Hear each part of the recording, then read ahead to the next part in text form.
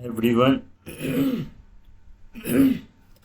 कैसे हैं आप लोग? आशा करते हो आप सब बहुत बहुत अच्छे होंगे। स्वागत है आप सभी का इस प्यारा सा सेशन में। ये जो 100 बेस्ट पजल सीरीज है ना, इसमें मतलब पजल और सिटिंग अरेंजमेंट दोनों है। आज मैं बात करने वाला हूँ सिटिंग अरेंजमेंट के बारे में। बहुत ही धांसू क्वेश्चन, इस तरह का क्वेश्चन कई बार एग्जाम में देखने को मिला है। ठीक है, इसे थोड़ा सा इजी तो क्लर्क में आई इस लेवल का, तो ये पीओ प्रीलिम्स में एकदम है ना।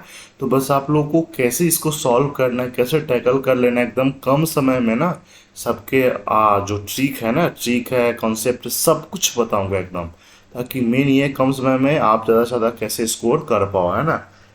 तो सबके रिगार्डिंग टेलीग्राम का लिंक भी डिस्क्रिप्शन में डाल देते हैं, उसको भी ज्वाइन कर लीजिए। डेली टारगेट वहाँ पे मिलता है, ठीक है, उसको पूरा कीजिए और बैंकर बनिए, है ना। आइए आज का क्वेश्चन दिखाते हैं। देखो, ये रहा, ठीक है। एक मिनट, पेन सेलेक्ट है। ऑल ओके, चलो। देखो 14 पर्सन है, ठीक है, 14 लोग है, पैरेलल रो में बैठा हुआ है, सात मतलब सात सात करके, ठीक है, दोनों में है। ठीक है, पहला वाला रो में जो है वो है क्या, ZYXWVUT, जो कि रो 1 में है। इसको ऊपर फोकस करना है, ये वाला आपका रो 1 है, और बाकी जो KJIHG ये वाला जो है ना, ये रो 2 है। ठीक है, चलो। पर्सन इन द रो 1 में जो है ना, वो साउथ फेस कर रहा है, ठीक है। और जो 2 में है इसीलिए वो क्या करेगा, नॉर्थ फेस करेगा। ठीक है, चलो।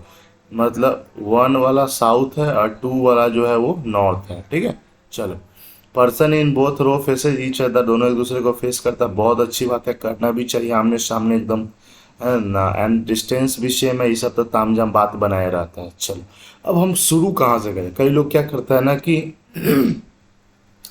सीधे मतलब साथ साथ जो है ना, गैप ऐसे ऐसे करके साथ बना दिया, फिर उसका बैठाना शुरू करते हैं। ये वाला तरीका बनेगा तो, लेकिन बहुत ज़्यादा थोड़ा सा हेक्टिक टाइप का हो जाएगा। ये तरीका क्या होना चाहिए, ये मैं बताता हूँ। देखो, स्टार्टिंग से आप जैसे यहाँ पे आप नहीं कर सकते, जैसे at least 2 person are sit between G और आई के बीच में 2 लोग हैं कम से कम। तो हो सकता है 3 हो जाए, 4 हो जाए, 5 हो। इस लाइन को पहले भी छूना भी नहीं है। We does not sit adjacent to X, इसको भी यहाँ से तो इसे अभी तो कुछ छूने वाला लायक नहीं आ रहा है ना। हाँ, यहाँ से आप कर सकते हैं, जैसे ये दिया हुआ ना कि Z sit second to the right of X. ठीक है, जेड, तो जेड किस में है, पहले वाले लाइन में है ना, तो Z sit second to the right of X, इसका मतलब यही ना हो जाएगा, अगर कोई भी साउथ फेस करेगा तो उसका राइट इधर हो जाएगा। 1 2 3। दूसरा कंडीशन भी हम यही ले लेते हैं, एक्स यहाँ पे है, जेड यहाँ पे है, 1 2 3, चलो ये हो गया। तो आ गया Z second to the right of X who sits opposite to E. X जो है ना ई के अपोजिट में है, इसका मतलब ई हो जाएगा, यहाँ पे हो गया। ठीक है, चलो। आगे क्या कहा जाए कि 3 person sits between E and H. ठीक है, ई और एच के बीच में 3 लोग हैं, इसका मतलब 1 2 3, एच यहाँ पे हो गया। दूसरे वाले केस में हो सकता है 1 2 3, एच आपका यहाँ पे हो गया। ठीक है, अब आगे क्या कहा गया है कि H who sits eight extreme and पे बैठा हुआ है। 7 लोग हैं, इसका मतलब 5 इधर हो गया, तो 6 7 इधर ही होगा, क्योंकि इसके इधर तो और जा नहीं सकता है। इस वाले में देखो 3 4 5 6 7 लो, इसमें तो 7 ऑलरेडी हो ही गया, मतलब ये आमने सामने हो गया। ठीक है, चलो। अब आगे क्या कहा जा रहा है कि हाँ, एक लाइन जो है ना, ये बहुत ज़्यादा कंफ्यूज करने वाला है सबको। Only Y sits adjacent to T, इसका मतलब आप क्या समझते हैं? ये लाइन जो है ना, कई बार आपको उल्टा भी करवाता है। देखो एकदम क्लियर, वनली वाई, केवल वाई जो है ना टी के पास में है, इसका मतलब क्या है? अच्छा एक बात बताओ, अगर हम जैसे 3 4 जगह है, ठीक है, अब पहले समझने के लिए एकदम, only Y sits adjacent to T, तो मान लेते हैं कि अगर हम टी को यहाँ पे करते हैं, वाई को यहाँ पे करते हैं, तो वनली वाई जो है टी के एडजेसेंट में है, नहीं इधर वाला भी तो टी के एडजेसेंट में होगा ना। समझने के लिए देखो, ज़्यादा कन्फ्यूजन है तो ऐसे करके कर लिया करो। इसका मतलब है कि टी जो होगा ना वो अंत में होगा और वाई होगा यहाँ पे होगा। ठीक है, तभी तो होगा वनली वाई, केवल वाई जो है ना टी के पास में है, मतलब केवल वाई जो है टी के पास में है। इसका मतलब टी जो है ना वो कहाँ पे जाएगा, अंत में, छोड़ में जाएगा, है ना। देखो इस वाले केस में तो फिक्स है कि वाई यहाँ पे आएगा, टी यहाँ पे आएगा। इस वाले में अभी है, इधर भी हो सकता है, इधर भी हो सकता है ना। तो थोड़ा सा पेशेंस रखिए, अब किधर होने वाला है। चलो, आगे क्या कहा जा रहा है? अच्छा, इसको मैं इरेज कर दूं ताकि ये गंद न मचाए यहाँ पे। ये बस समझाने के लिए किया था। कंफ्यूजिंग वाला लाइन था ना ये वाला। चलो। हम्म। अच्छा, आगे क्या कहा जा रहा है कि वाई, ये तो हो गया, जे सीट्स इमीडिएट लेफ्ट ऑफ के। जे जो है ना, कहीं पे भी मेंशन करते हैं, J sits immediate left of K who sits opposite to W, मतलब ये वाला फॉर्मेट आपको कहीं लेके चिप देना है, ठीक है। डब्लू जो है ना, does not sits to the left of X, W जो है एक्स के लेफ्ट में नहीं हो। देखो, इसके लिए तो एक तो ये नहीं, यहाँ पे नहीं, यहाँ यहाँ पे ये हो सकता है ना।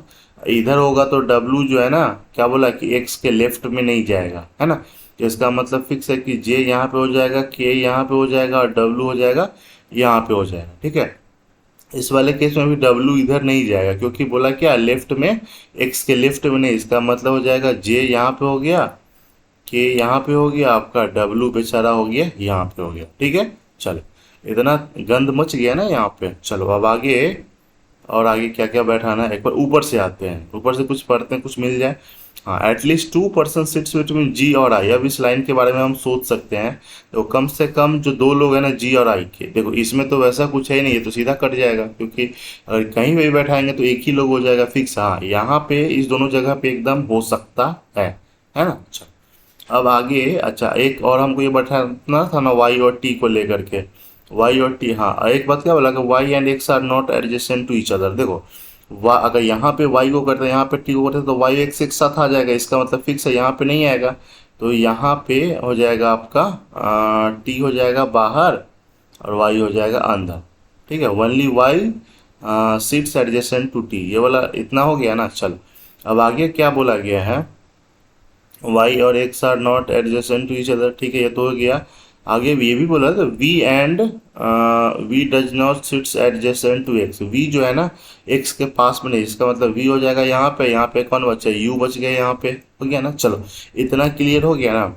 अब ये जो बोला लाइन बोला था, जी और आई के बीच में कम से कम दो लोग हैं। देखो, हो सकता है जी आई यहाँ पे हो जाए, हो सकता है जी आई यहाँ पे हो जाए, लेकिन कुछ ना कुछ तो हिंट दिया ही होगा ना। हाँ, U does not sits opposite to F और जी।